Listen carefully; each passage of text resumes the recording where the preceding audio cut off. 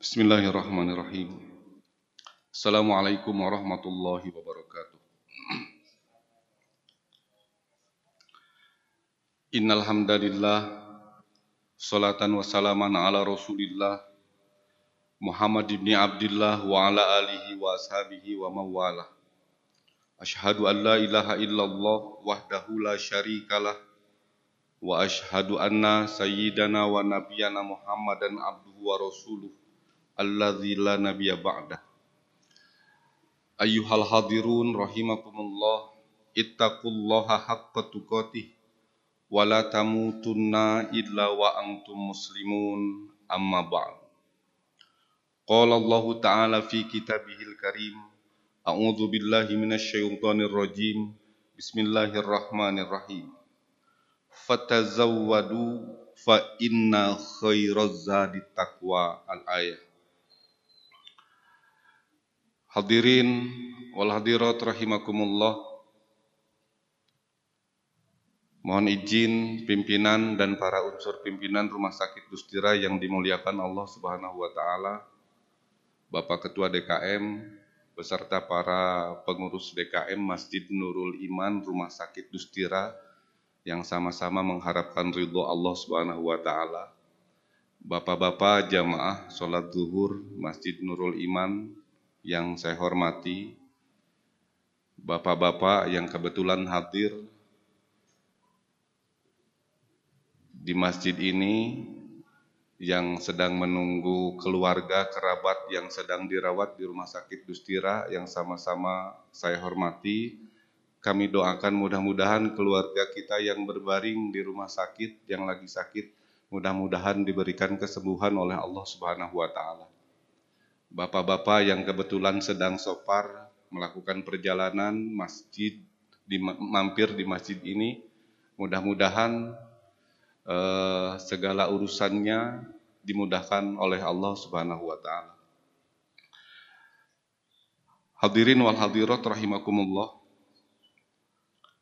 Setelah kita melaksanakan sholat zuhur berjamaah, marilah kita berdoa mudah-mudahan sholat kita, ruku kita, sujud kita konsisten selamanya sampai akhir hayat nanti.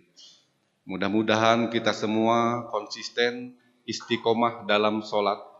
Mudah-mudahan kita semua konsisten istiqomah dalam ruku, dalam sujud, dan dalam pengabdian atau ibadah kepada Allah Subhanahu wa taala.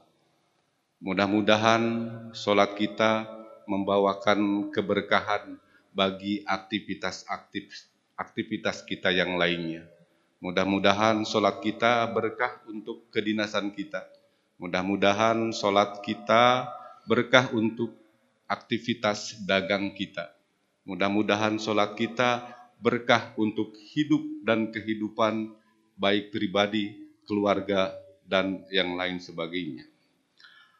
Hadirin rahimakumullah, tidak bosan-bosannya saya mengajak, mengingatkan, terutama untuk diri saya sendiri, umumnya untuk kita semua, marilah kita perteguh, kita tingkatkan keimanan, keislaman, dan keihsanan kita sebagai bentuk pengabdian dan sebagai salah satu ikhtiar kita dalam meningkatkan kualitas diri di hadapan Allah Rabbul Izzati. Marilah kita tingkatkan ketakwaan kepada Allah Subhanahu wa taala. Hadirin yang berbahagia, sering saya sampaikan bahwa kalimat iman dan takwa merupakan kalimat yang tidak asing, bahkan sering kita dengar dan kita ucapkan. Setiap saat dan setiap momen kita selalu diingatkan untuk menjadikan iman dan takwa sebagai dasar dalam menjalankan tugas hidup dan kehidupan. Setiap Jumat, khotib selalu berwasiat, ittaqullaha haqqa tuqatih. Bertakwalah kepada Allah. Khatib memang harus menyampaikan wasiat takwa karena rukun wasiat takwa adalah merupakan rukun dalam setiap ukhuwah. Dalam sumpah prajurit selalu diawali dengan kata-kata iman dan takwa. Dalam sumpah jabatan para pegawai selalu diawali dengan pedoman iman dan takwa sebagai dasar dalam setiap tindakan dan pengabdiannya.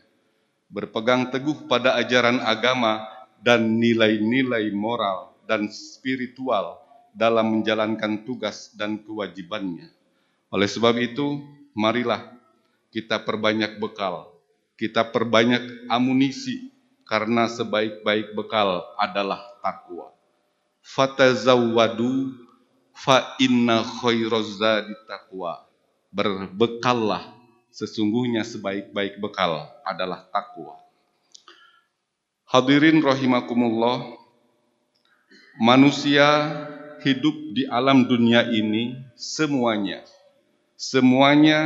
menginginkan kebahagiaan. Semua manusia ingin hidupnya bahagia.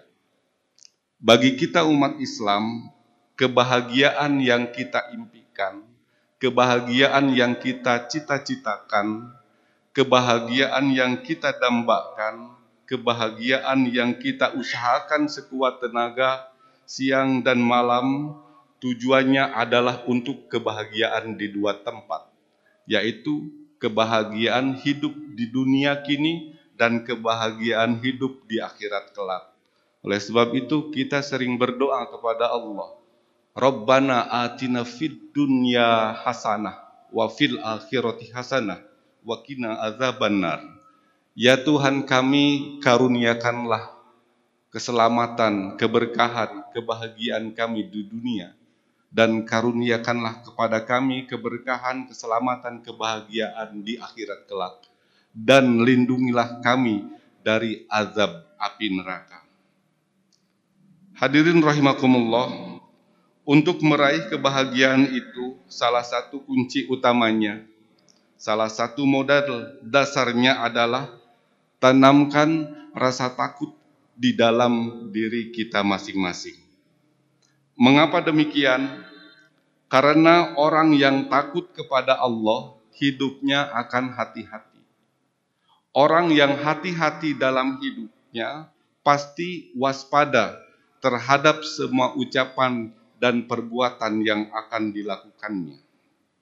Misalnya mau berbicara, hati-hati, takut yang diucapkannya itu akan menyinggung dan menyakiti perasaan hati orang lain. Kemudian contoh misalnya, kami sebagai petugas kamar jenazah, ketika melaksanakan tugas memandikan, mengkafani, tentu saja akan kami lakukan dengan hati-hati, waspada, karena memang harus dilakukan sedemikian rupa agar keluarga yang menyaksikan tidak tersinggung atau tidak marah ketika kita ada kelalaian. Hati-hati, takut keluarganya marah. Waspada, takut salah satu rukun tidak kita kerjakan. Hati-hati, takut ada komplain. Yang kena komplain pasti petugas. Itulah hati-hati. Dasarnya takut kepada Allah kalau yang kita perbuat itu menyalahi aturan-aturan yang berlaku. Kemudian contoh lain misalnya, ketika bercanda, kita berhadapan dengan keluarga yang meninggal. Mereka sedang berduka, tapi kita bercanda, ketawa-ketawa dan lain sebagainya. Itu otomatis akan menyinggung perasaan keluarganya. Oleh sebab itu, dalam bercanda, dalam berucap, dan dalam semua tindakan, tentu orang yang takut kepada Allah akan hati-hati supaya yang diucapkannya itu, yang diperbuat itu tidak menyinggung perasaan orang lain. Secara horizontal menyakiti orang lain, secara vertikal kita melakukan perbuatan yang dimurkai oleh Allah Subhanahu wa Ta'ala. Hadirin, intinya orang yang takut kepada Allah akan hati-hati dalam hidup. Orang yang hati-hati akan waspada. Orang yang hati-hati akan selalu berpikir sebelum berbuat, supaya apa yang diperbuatnya tidak dalam kategori pelanggaran atau dosa yang dimurkai oleh Allah Subhanahu wa Ta'ala. Orang yang takut kepada Allah akan hati-hati, waspada, supaya apa yang dilakukannya bermanfaat untuk dirinya sendiri.